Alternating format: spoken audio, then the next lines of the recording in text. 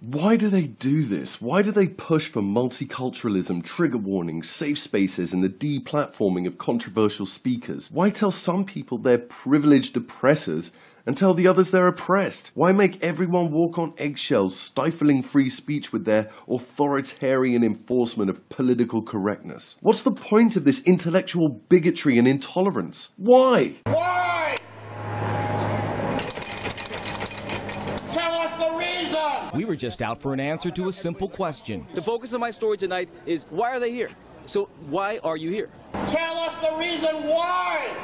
Why are you putting people through this? It's so annoying to have that in. Get rid of us. I'm here. Okay,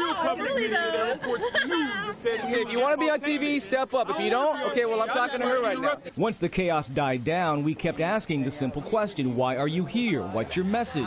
This is what the organizer of this entire event told us. Well, right now it's kind of vague. Anthony Bondi says Occupy Sacramento has what he calls a message team, working on the answer to why they're here. So as it stands right now, that message team will reveal that tomorrow morning. So you guys are in the process of forming the reasons why you're here. Exactly correct. Why? Why? Tell us why!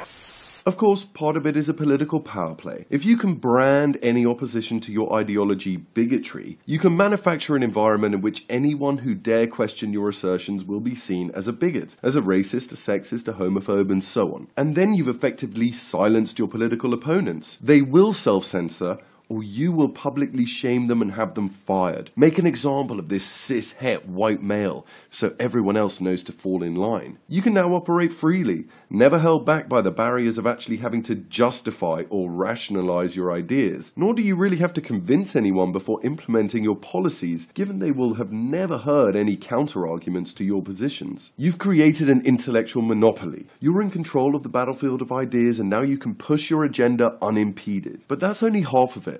And here's where we get into cultural Marxism. And I have to tell you, this is known as a right-wing conspiracy. But a bit like Hillary's health or the Clinton Foundation being corrupt, it's actually real. Allow me to explain. Let's go back in time, back to when a drunk intellectual called Karl Marx was putting pen to paper. Marx had made all sorts of predictions about the eventual decline and collapse of Western capitalist societies. For one, he said the middle class would disappear, as capitalism, he believed, was a socio-economic system incapable of sustaining a middle class. Remember, he saw capitalism as exploitative and viewed Western society through the lens of class struggle. So with his belief that all the money went to the top came his expectation that the middle class would eventually completely run out of cash. And then you would only have two groups of people left in society, what he called the bourgeoisie, the upper class, and the proletariat, the workers. With this division of power and resources, a revolution was bound to happen. Class warfare between the haves and the have-nots. And not just an internal civil war, but as Western societies began to collapse, Marx believed the workers of the world would unite and a global revolution would take place. Why would the proletarians, after all, have any loyalty to their nation states? These states that exploited them, used them for their labor, and ultimately could only provide a harsh existence of living a day-to-day life of poverty. Marx believed this life generated a sentiment of alienation, of disconnection from the nation state. So when World War I kicked off, the Marxists of Europe felt sure this was it, the catalyst required to bring about the downfall of Western democratic capitalist societies. But the war came and went, and the Marxist revolution had failed to take hold anywhere in the Western world. Marx's predictions had been proven false. The workers of the world did not unite across country lines. There was no international solidarity. In fact, they seemed more loyal to their nation states, unified by a sense of shared cultural heritage, willing to fight and die for their countries. So how can you get these people to drop their loyalty? How to destroy their national pride and bring about a global Marxist revolution? It was this question that the members of the Marxist Communist Party sought to answer when, in 1923, they established the Frankfurt School of Critical Theory in Germany. They decided that in order to achieve their Marxist goals, they'd first have to change the culture of the West, to get the citizens in the right frame of mind where they would want a global revolution, or at the very least, where they could get people on their side and push for big government statism across the Western world. So rather than focusing on the haves versus the have-nots and class warfare, which had obviously failed, they took Marxism and translated it into cultural terms. New divisions were drawn up, not between the classes, but between the genders, between the races, and between the sexualities. They blended Freud's work with Marxism and argued that everyone in Western society was under some form of psychological oppression. These people invented the idea of gender roles being a social construct and having nothing to do with biology. They asserted that the freedom of the West wasn't freedom at all. In fact, it was freedom from, rather than freedom to. Everyone was a slave to their family, to middle-class repressive morality, to religion. No cultural institution of the West was left untouched in their scathing critique. It is our duty to fight for freedom. It is our duty to win. It is our duty to win. We must love and protect one another. We must love and protect one another. We have nothing to lose but our chains. We have nothing to lose but our chains. It is our duty to fight for our freedom. It is our duty to fight for our freedom. It is our duty to win. It is our duty to win. We must love each other. We must love each other. We must support each other. We must support each other. We have nothing. We have nothing to lose. To lose. But our chains. But our chains. We have nothing to lose but our chains. We have nothing to lose but our chains. The traditions of old, the family, religion, and so on, were portrayed not as unifiers, but as oppressive forces, or as they called it at the time, domination. They hated conformity, but when they used this word conformity, they were really referring to cultural norms, or what you might call shared common values, the fabric of society that keeps us together. A nation cannot exist without a common core of values. We are trying this extraordinary experiment of being a nation without nationalism.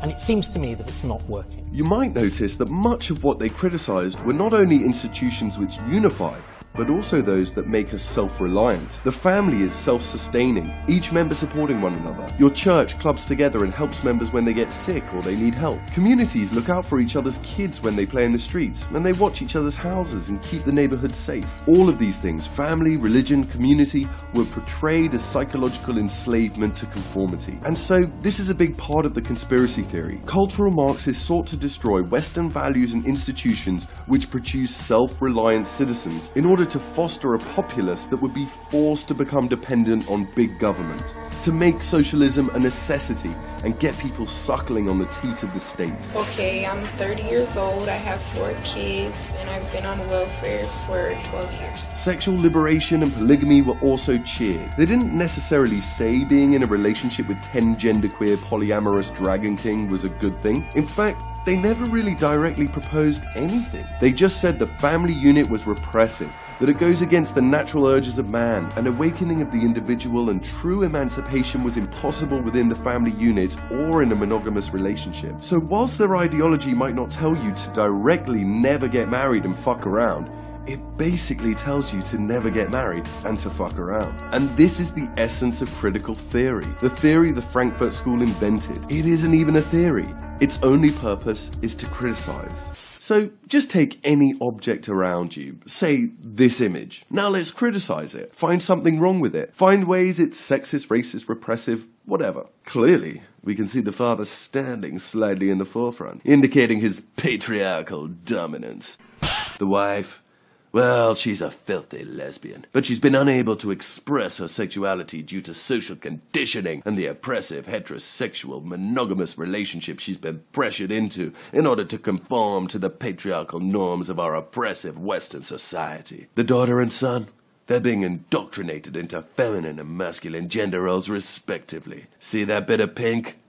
It's obvious her parents are oppressing her. Meanwhile, the boy, oh, the boy, he's being forced to wear blue, and he's being raised to exhibit toxic masculinity norms. He'll probably grow up to be a real rapist, yeah, a real wife beater. So, am I suggesting they do anything different? Am I providing solutions? Nope. I simply suggest that what we see is entirely sick to the core. And I provide these people with grievances based on gender and sexuality. Grievances that will breed resentment between them. And if enough people buy into this nonsense, I can prevent many from ever wanting to start a family. How about this? An innocuous gap ad. Break it down to its smallest parts and argue that it's problematic. People actually did get mad about this. You see the white girl's elbow resting on the black girl's head?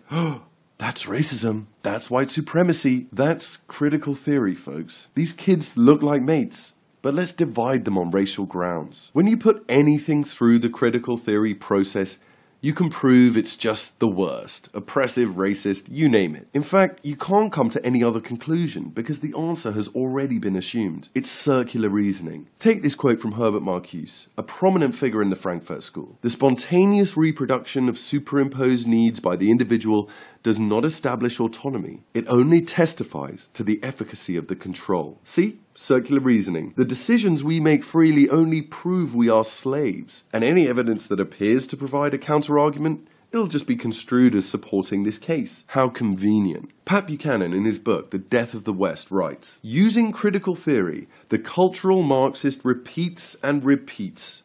Western civilizations are the world's greatest repositories of racism, sexism, nativism, xenophobia, anti-Semitism, fascism, and Nazism. American society is evil and undeserving of loyalty." This sounds exactly like a retarded SJW, does it not? This represents slavery, colonialism, genocide, oppression, and it's all right to burn that shit! Burn, baby, burn! Burn, baby, burn! Burn that colonialism! Burn, baby, burn! Burn, baby, burn! Fuck colonialism! Fuck colonialism! Fuck genocide! Fuck slavery! Fuck what the American flag stands for! Fuck patriarchy! We don't stand for that shit! Fuck patriarchy! Fuck yeah! Heteronormativity! Hell yeah! Heteronormativity! Marxismo! Gender oppression! Homophobia! Transphobia! Islamophobia! Capitalism! Slavery! Racism! Classism! Elitism! Imperialism! All of it! Burn that shit! Now, perhaps the Frankfurt School wouldn't have had that much influence if it hadn't been for Hitler. He vehemently opposed communism and wasn't a fan of the Jews either, and many at the Frankfurt School were both. So the members fled to the US where they set up shop at Columbia University. Remember that guy who had to go through re-education for saying he was handsome in Chinese class? That happened at Columbia too. What came from their school were the foundations for postmodernism, identity politics, third wave intersectional feminism, political correctness, and a support for globalism, mass immigration, and multiculturalism, as these beliefs stand in opposition to nationalism. It developed into African studies, women's studies, critical race theory, and all the other completely worthless subjects you can waste your parents' money on at university. This is the stuff that Gad Saad describes as genuinely grotesque to human reason and an affront to human decency. Alright, I've rambled on enough. I think the best summation and the best way to end this video is with this. Andrew Breitbart completely destroying an indoctrinated college student. Enjoy. Saying that you are for diversity when you are making so many racial undertones about diversity and how racist you are being about racism. No offense, you are the definition of the indoctrination and you don't even understand what you're saying. God help us. I understand the language and you're implying that I'm racist. You need to understand what multiculturalism is and what political correctness is. And it is cultural Marxism. And it is the translation of Marxist theory from, instead of the haves versus the have-nots. It didn't work in this country. So they created the oppressor versus the oppressed. And the definition of racism is only white people can be racist because black and Hispanics can't be. That is malarkey. They have you thinking in terms of race. They have you thinking in terms of race. Everything is race. There was a world before this that was created. The buildings that were made here were made by people who didn't graduate their colleges obsessed with race. They learned through math. They learned through science. This educational system is going to fail you. You will not be able to invent a widget, and you certainly won't be able to build it in this country anymore. I am the ultimate example. I graduated from college believing exactly as you believe, and I walked in from the theoretical world into the real world and realized if I wanted to put rice on the table and pay for my rent, I better get out of this victimhood mentality, and I did. You are brainwashed to think I am a racist, and you think I'm speaking in code terms. And I believe to the core of my being that this country will be destroyed by people like you who think you are doing good while you divide. You divide into separate, different categories, and we pit against each other. There should be no Congressional Black Caucus. There should be no Latino caucus. E pluribus unum. E pluribus unum beats multiculturalism. Stamina the masses, stamina the crews, live and direct. Cool FM right about now, Cool London representing. Highest degree, Cool London family. CoolLondon.com. Let's do it again. We're not safe, and we've got to stop thinking as black and white and purple and Arab. We've got to start thinking as Americans. And that's what Donald Trump is saying. We're Americans, America first.